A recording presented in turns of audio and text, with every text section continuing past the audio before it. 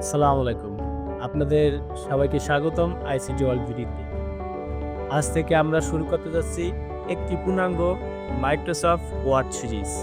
আপনি যদি একজন নতুন ব্যবহারকারী হন অথবা আপনি একটু জানেন, আরও বেশি জানতে চান, তাহলে এই সিরিজটি আপনার জন্য।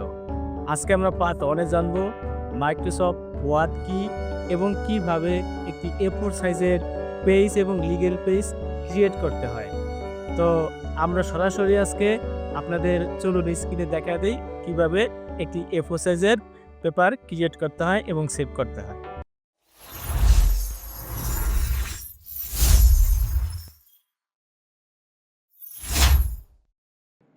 এখন আমরা দেখব কিভাবে A4 সাইজের এবং লিগ্যাল সাইজের পেজ ক্রিয়েট করতে হয়।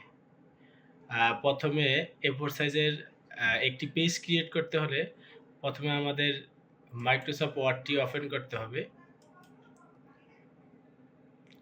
আমরা মাইক্রোসফট ওয়ার্ডটি ওপেন করলাম। এরপরে ব্ল্যাঙ্ক ডকুমেন্ট এই ইন্টারফেস আছে, এই ব্ল্যাঙ্ক ডকুমেন্টে আমাদের ক্লিক করতে হবে। ক্লিক করার পর আমাদের এই যে এখানে যে টুল বার দেওয়া আছে, file, home, insert, draw, design, layout, আমরা A4 সাইজের পেপার যখন ক্রিয়েট করব তখন আমরা লেআউটে ক্লিক করব এবং বাম পাশে আপনারা দেখতে পাচ্ছেন যে মার্জিনস দেওয়া আছে, এই মার্জিনসে আমরা ক্লিক করব। এরপর একবারে শেষে কাস্টম মার্জিনস এখানে ক্লিক করব। ক্লিক করার পর আমাদের সামনে একটা ইন্টারফেস দেখা যাচ্ছে যে পেজ সেটআপ। এখানে মার্জিনস দেওয়া আছে, পেপার দেওয়া আছে, লেআউট দেওয়া আছে। আমাদের সাধারণত A4 সাইজের অথবা লিগ্যাল সাইজের পেপার তৈরি করতে হলে মার্জিন সাধারণত 1 ইঞ্চি থাকে সব দিকেই। তো আমরা পেপারে ক্লিক করব। পেপারে ক্লিক করার পর এখানে দেওয়া আছে যে পেপার সাইজ। এখানে যে লেটার আছে, তো আমরা বলছি যে A4 সাইজের পেজ ক্রিয়েট করব।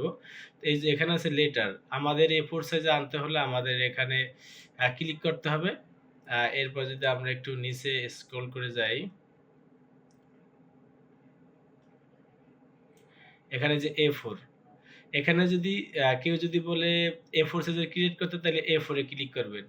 আর যদি লিগেলে বলে, এখানে কিন্তু এই যে লিগেল দেওয়া আছে, এখানে অপশন ক্লিক করলেই হবে। তো যেহেতু আমরা A4 সাইজের পেপার ক্রিয়েট করে আজকে দেখাবো, এখানে A4 এ ক্লিক করি। এরপরে আমাদের এখানে ওকে দিলেই আমাদের A4 সাইজের পেজ কিন্তু ক্রিয়েট করা হয়ে গেছে। এরপরে আমরা জানবো এই পেজটা আমরা কিভাবে সেভ করতে পারি। সেভ করার জন্য আমরা ফাইলে চলে যাব।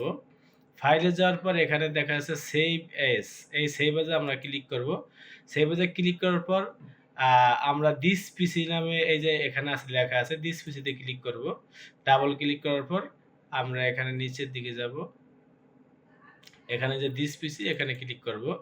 এরপর আমরা সাধারণত লোকাল এই যে নিউ ভলিউম এই যে মানে এইটা এখানে সফটওয়্যার থাকে, আমরা এখানে সেভ করব। তাহলে এখানে আমরা ক্লিক করলাম। এরপরে এই যে এখানে ডাইন পাশে যেহেতু আমরা নতুন একটা ফোল্ডার তৈরি করে এটা সেভ করব, আমরা রাইট বাটন ক্লিক করব। এখানে দেখা যাচ্ছে নিউ লেখা, নিউর উপর ক্লিক করার পর এখানে ফোল্ডার নামে যে অপশনটি আছে এখানে ক্লিক করব। ক্লিক করলে আপনারা আপনাদের নাম দিতে পারেন বা যে কোনো কিছু নাম দেওয়ার পর এখানে আপনারা ডাবল ক্লিক করবেন। এরপর এখানে সেভ অপশন আছে, এখানে আমরা ক্লিক করলাম। এখন আমাদের A4 সাইজের একটি পেজও সেট আপ হয়ে গেছে এবং আমাদের সেভ হয়ে গেছে। আমরা কোথায় পাবো? আমরা যদি এখানে কেটে দিই, যেহেতু আমরা দিস পিসিতে সেভ করছিলাম, দিস পিসিতে গেলাম। আপনারা এর একটু আগে দেখছেন আমরা এখানে এটার ভিতরে সেভ করছি নিউ ফোল্ডার নামে। তো এই যে নিউ ফোল্ডার 3 এখানে ক্লিক করব। ক্লিক করার পরে এই যে দেখতে পাচ্ছেন যে আপনারা আমাদের A4 সাইজের পেজও ক্রিয়েট করা আছে এবং সেভ করা হয়ে গেছে। তো প্রিয় বন্ধুরা, আজকে এখানেই শেষ। আগামী পর্বে আপনাদের সাথে দেখা হবে। আল্লাহ হাফেজ।